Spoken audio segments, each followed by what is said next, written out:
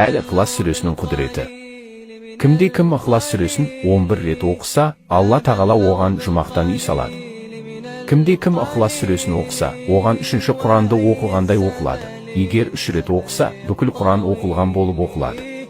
Кім Ихлас сүресін 12 рет оқыса, Құранды 4 рет толық оқығандай болады. Егер ол әлі тақуа болса, сол күні жер бетіндегі адамдардың ең жақсысы болады.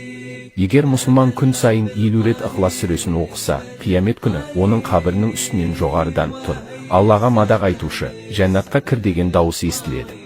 Кім Ихлас сүресін 50 рет оқыса, Алла тағала 50 жыл күнәларын кешіреді. Кім Ихлас сүресін 200 рет оқыса, Алла тағала 200 жылдық күнәларын кешіреді.